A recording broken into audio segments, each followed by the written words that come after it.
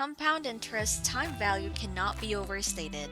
If you begin setting aside $5,000 per year in your 30s, you could easily expect to accumulate $1 million by the time you retire at the age of 65 without even doing anything spectacular. Someone who does not start investing until they are in their 40s, on the other hand, will need to set aside 3 times the amount each year to achieve the same result. In your 30s, there are competing demands on your time and money. It can be tough to save as much as you should when choosing between saving for financial freedom, which ideally will come tomorrow, and moving to a new house, adding to your family, and going to school. We are going to feel like our current expenses should always take priority. We all do. Fortunately, there are some things you can do to ensure that your money continues to work for you and brings you closer to the day when you can do whatever you want with your life and be as productive as possible. Here are some things that people may not know about investing in their 30s. First, delaying investment can be costly. The longer you wait, the more you miss out earning through compound interest. Second, Social Security may not be enough. Social Security alone may not provide enough in retirement. Investing in other retirement accounts is important. Third, diversification is key. Diversifying your investment portfolio can help reduce risk and increase potential returns. Step 1. Turn your raises into savings. For people in their 30s, this decade marks the first time you start to break out of a certain income bracket or might achieve a coveted career position that is going to pay you more. And it is natural to celebrate these advances in your career. We know that one of the best things you can do with a raise is go out for a nice, big celebratory dinner and increase your 401k withholding.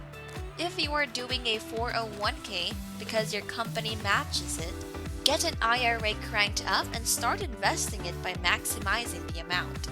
Your take-home pay increases after each raise. And keeping the belt tight can help you avoid a lifestyle change while increasing your savings. This is ultimately going to end up with the biggest lifestyle change we can imagine, and that is called financial freedom. This is the decade when many people who are in their 30s finally pay off their student loans. What? Were you thinking about transferring your student loan payment to another account? Get rid of it. Or better yet, invest in an IRA or other tax-free account for another simple way to save. Step 2. Roll over your old 401k. We kept ourselves available to invest by continuing to live the same frugal $4,000 a year lifestyle that we had for many years. Let's see what else we can do. We can roll over that old 401k if you are still carrying around one or more 401k accounts from a prior employer. By the time you are in your 30s, you are most likely to have had 1 or 2 prior employers with whom you stuck around for 3 or 4 years. Rolling over a 401k means transferring the balance of the account from a former employer's 401k plan to a new employer's 401k plan or to an individual retirement account or IRA. Usually, this means getting in touch with a new plan administrator or IRA custodian and giving them information about the current 401k account. The money is then moved directly from the old account to the new one. This way you don't have to pay taxes or early withdrawal fees. This can be a good way to keep your retirement savings tax-free and combine your accounts so they are easier to manage. There are a few things you may not know about rolling over your 401k. First, tax implications. Depending on how the rollover is done, there may be taxes and early withdrawal penalties associated with the transfer. Second, timing restrictions. There may be restrictions on when funds can be rolled over, such as waiting periods, or restrictions on rolling over funds while still employed. Third, loss of employer contributions. In some cases, employers' contributions such as matching funds may be lost if the funds are rolled over. Step 3. Keep an eye on your credit score. Your credit score not only affects your ability to access credit, it also impacts the interest rates you are offered, especially for that big purchase that a lot of people make in their 30s. If your credit score is low, you may have to pay double or more than the interest rate offered to consumers with a high credit score. Even if you have the ability to repay, there are a bunch of free sites that allow you to monitor your credit score on a daily or weekly basis. Some credit cards come with a snapshot of your credit score as a perk.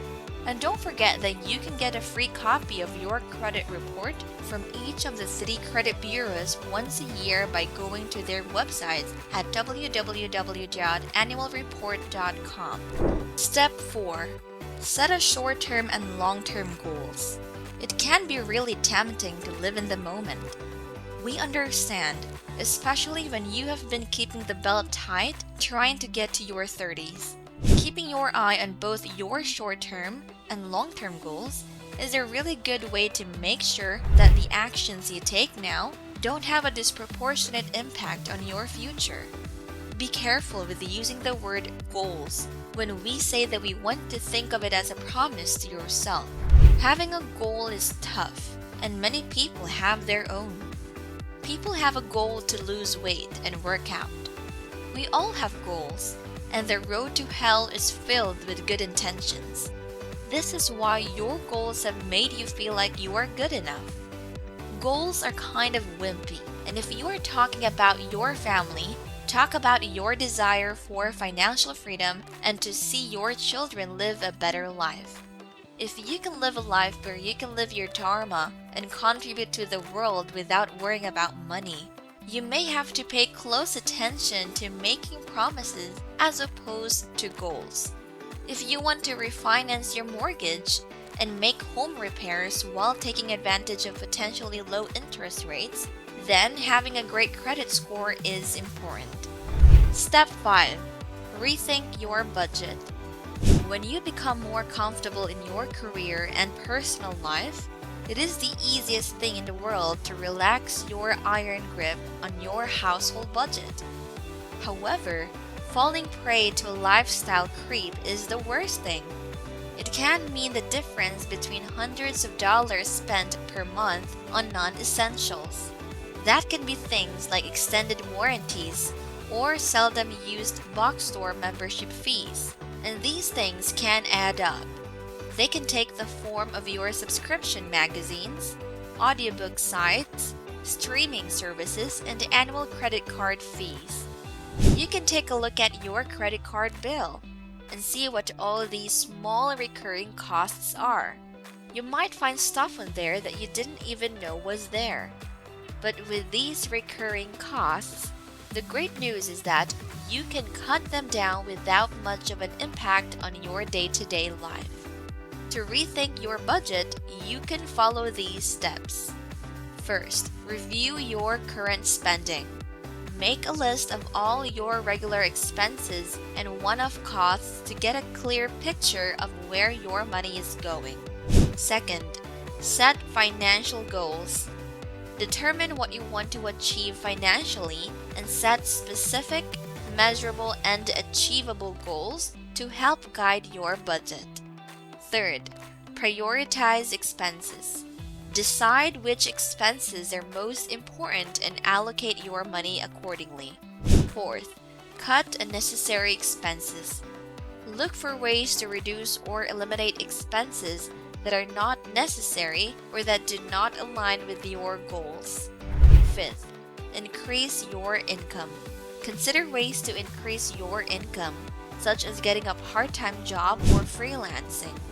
Whatever the case, let's play out a scenario where the $1,000 you saved in 3 years becomes $2,000. It'll increase to $4,000 in 9 years. 12 years from now, it'll be $8,000. After 15 years, it'll be worth $16,000. In 18 years, it will amount to $32,000. It's 64,000 in 21 years, and so on and so forth. When you reach the age of 65, you may be able to receive $1,000 up to $1,000,000. What we would love to hear from you guys is, when will you start investing? Or are you still spending more money as your lifestyle improves? Leave a comment below and we will try to follow up with an answer. Thank you so much for watching, and if you enjoyed this video and felt it was valuable in teaching you more about investing in your 30s, hit the like button and please share this video. If you want more content on investing, learn how to do it by subscribing to our channel. We will see you all in the next video.